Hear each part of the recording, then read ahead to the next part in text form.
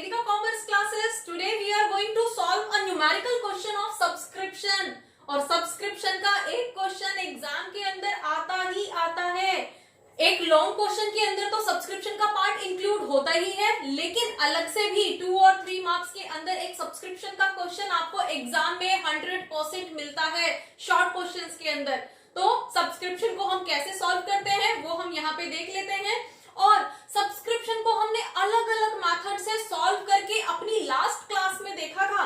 अगर आपने नहीं देखा है सब्सक्रिप्शन के क्वेश्चन किस तरह से पूछे जाते हैं, सब्सक्रिप्शन के क्वेश्चंस के अंदर लैंग्वेज किस तरह से होती है, मल्टीपल टाइप से आपको मल्टीपल ऑप्शंस में अलग अलग लैंग्वेजेस में आपको सब्सक्रिप्शन का क्वेश्चन दिया जाता है, वो सारे मेथड्स, वो सारे तरीके हमने अपनी लास्ट क्लास के अंदर सॉल्व किए हैं। अगर आपने नहीं देखा है तो एक बार देख लेना, डिस्क्रिप्शन आपके डिस्क्रिप्शन बॉक्स के अंदर दिया गया है। ठीक है, तो अभी आज हम क्वेश्चन नंबर 13 करने जा रहे हैं, जिसमें कुछ हमारे पास डेटा है, लाइक हमारे पास कुछ पुराने प्रीवियस ईयर की भी आउटस्टैंडिंग है, कुछ एडवांस अमाउंट भी मिला हुआ है सब्सक्रिप्शन का, उसको किस तरह से सॉल्व करेंगे, कितना अमाउंट हम इनकम और एक्सपेंडिचर अकाउंट में ट्रांसफर करेंगे और कितना अमाउंट हम अपनी बैलेंस शीट में ट्रांसफर करेंगे। मेरे पास जो टीएस ग्रेवाल की बुक है उसके अंदर क्वेश्चन नंबर 13 है। आपकी बुक में भी 13 होगा या आगे पीछे भी हो सकता है, एक बार चेक कर लेना, लेकिन क्वेश्चन आपको मिलेगा जरूर। Fine, so without wasting time let's start the question. Like हमारे पास यहाँ पे अमाउंट ऑफ सब्सक्रिप्शन कैलकुलेट करना है फॉर ईयर एंडेड 31 मार्च 2018। तो हमारे लिए फाइनेंशियल ईयर ये क्या है, 2017-18 फाइनेंशियल ईयर के लिए हमें इनकम एंड एक्सपेंडिचर अकाउंट बनाना है। ठीक है, तो अब इस केस में सबसे पहले जो वैल्यू हम पिक करते हैं दैट इज टोटल सब्सक्रिप्शन, हमें इस ईयर में रिसीव कितना हुआ।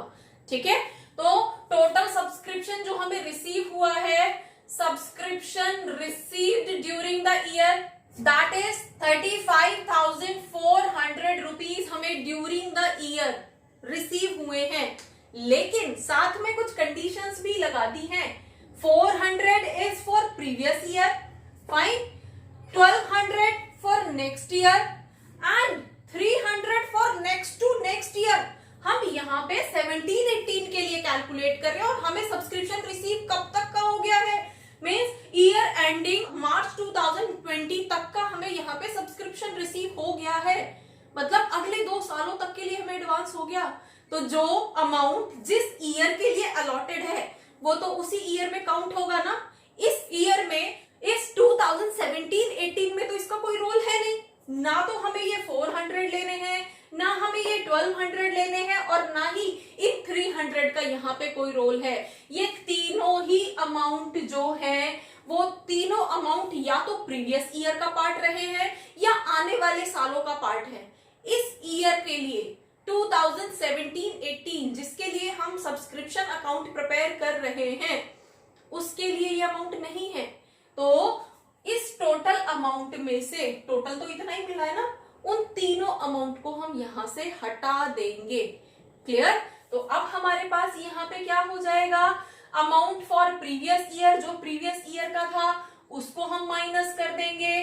ठीक है, देन अब advance amount for next year and advance amount for next to next year, तीनों ही वैल्यूज को हम यहां से माइनस कर देंगे। ब्रैकेट का मतलब माइनस। ठीक है, तो यहां पे हमारे पास कितना अमाउंट बचेगा फॉर दिस पर्टिकुलर ईयर। अब ये वाला क्या था, ये प्रीवियस ईयर का अमाउंट था, ये हमारा नेक्स्ट ईयर का अमाउंट है और ये हमारा 2019-20 का अमाउंट है। तीनों ही अमाउंट हमारे लिए अभी इस फाइनेंशियल ईयर के लिए यूजफुल नहीं है, आउट कर दो इनको। तो हमारे पास यहाँ पे अमाउंट बचेगा 33,500। अब 1900 अमाउंट हमने माइनस कर दिया। ठीक है, अब ये हमारे लिए इस पर्टिकुलर ईयर के लिए अमाउंट बचा है जो इसी साल के लिए था। क्लियर? अब नेक्स्ट हमारे पास क्या है, ये पॉइंट हमारा कवर हो गया। Then subscription in arrear on 31 March. ठीक है, ये हमारा ओपनिंग था, अभी हमें यहाँ पे कुछ नहीं करना है। Then subscription received in advance on 31 March 2017 for year ended this. अब ये तो क्या ओपनिंग एडवांस है ना हमारे लिए, मीन्स फाइनेंशियल ईयर स्टार्ट हुई है और हमें एडवांस मिल गया था। कौन से टाइम में मिल रहा है? 31 मार्च 2017 के एंड में हमें मिला है, तो इसी फाइनेंशियल ईयर के लिए है ना, तो हम क्या करेंगे, प्लस ओपनिंग एडवांस। अब ओपनिंग एडवांस हमारे पास कितना है, 1100 का हमारे पास ओपनिंग एडवांस है, उसको हम प्लस कर देंगे।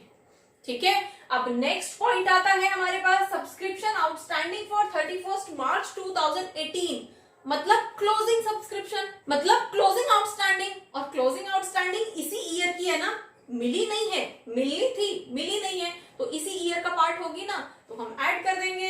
तो हमारे पास यहाँ पे क्या हो जाएगा, क्लोजिंग आउटस्टैंडिंग। क्लोजिंग आउटस्टैंडिंग और ओपनिंग एडवांस हमारे लिए प्लस आइटम होते हैं, और ये हम कैसे कैलकुलेट करते हैं, हमने लास्ट क्लास के अंदर ये सब चीजें पढ़ी थी। कब हम प्लस करते हैं, कब हम माइनस करते हैं, closing outstanding, opening outstanding, opening advance, closing advance, ये सारी कंडीशंस हमने लास्ट क्लास के अंदर की है। ठीक है, देन अब हम यहाँ पे टोटल कर देंगे, तो 1500 टोटल अगेन हमारे पास 35,000 रुपीज का अमाउंट आ जाएगा, and that is only for 2017-18। ये प्योरली 2017-18 के लिए है, जिसको हम इनकम एंड एक्सपेंडिचर अकाउंट में ट्रांसफर करेंगे, इनकम साइड। क्लियर? तो ये अमाउंट हमारा कहाँ जाएगा, इनकम एंड एक्सपेंडिचर अकाउंट में, इनकम साइड, इस अमाउंट को हम ट्रांसफर कर देंगे। क्लियर? अब ये अमाउंट तो हमारा इनकम एक्सपेंडिचर के लिए हो गया। अब बैलेंस शीट में कितना ट्रांसफर करेंगे, बैलेंस शीट कब बनती है, balance sheet is as on 31 March, और एज ऑन के लिए हम क्या करते हैं, एज ऑन के टाइम पे हमारे पास अब तक की जितनी आउटस्टैंडिंग बची हुई है वो सारा अमाउंट वहां पे लिखा जाता है, चाहे वो आउटस्टैंडिंग इसी साल की हो, चाहे वो आउटस्टैंडिंग पिछले सालों से चली आ रही हो। ठीक है, अब हम यहाँ पे कैलकुलेट कर लेते हैं कि हम बैलेंस शीट के अंदर कितना अमाउंट ट्रांसफर करेंगे, एज ऑन 31 मार्च 2018 को प्रिपेयर करेंगे। ठीक है, 17-18 के लिए बना रहे हैं ना, तो 31 मार्च 2018 को हम यहाँ पे बैलेंस शीट प्रिपेयर करेंगे, और हमारी सारी आउटस्टैंडिंग आएगी। अब आउटस्टैंडिंग की अगर हम बात करते हैं, तो क्लोजिंग आउटस्टैंडिंग हमारी इस साल की 17-18 के लिए हमारे पास, अगर हम 2017-18 की बात करते हैं, तो हमारी closing outstanding is 400 rupees, 400 rupees की है। लेकिन अब हमें थोड़ा सा पीछे चलना पड़ेगा। अब हम देखेंगे कि हमारी जो ओपनिंग आउटस्टैंडिंग थी, ओपनिंग आउटस्टैंडिंग कितनी थी, जो पीछे से चलती हुई आ रही है, दैट वाज 500 रुपीज। ठीक है, हमारे पास ओपनिंग आउटस्टैंडिंग 500 रुपीज की थी, और जिसमें से हमें 400 रिसीव हो चुके हैं, है ना, तो सिर्फ 400 हुए ना, 100 तो भी बाकी है। अब 100 बाकी है तो कहां रिकॉर्ड करेंगे, इनकम एक्सपेंडिचर में तो नहीं आएंगे, बैलेंस शीट में तो रिकॉर्ड होगा ना, इनकम है, मिली नहीं है अभी तक। क्लियर?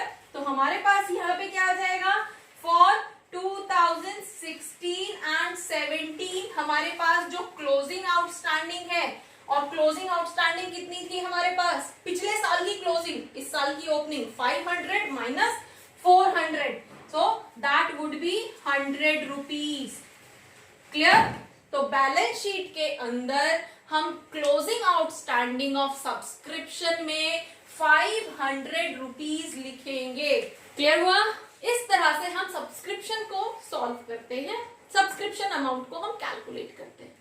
ठीक है, तो इनकम एंड एक्सपेंडिचर अकाउंट में 35,000 ट्रांसफर होगा, और बैलेंस शीट में एसेट साइड 500 रुपीज ट्रांसफर होंगे, क्योंकि वो एज ऑन होती है, और जहां पे एज ऑन वर्ड आ जाता है उसकी कैलकुलेशन क्या होती है, ये सब हमने लास्ट क्लास में किया है। अगर आपने नहीं देखी है तो एक बार देख लेना, आपके लिए बहुत हेल्पफुल होने वाली है वो वीडियो। तो होपफुली सब्सक्रिप्शन कैसे सॉल्व करते हैं आपको समझ आया होगा। For more keep watching, keep learning. Thank you.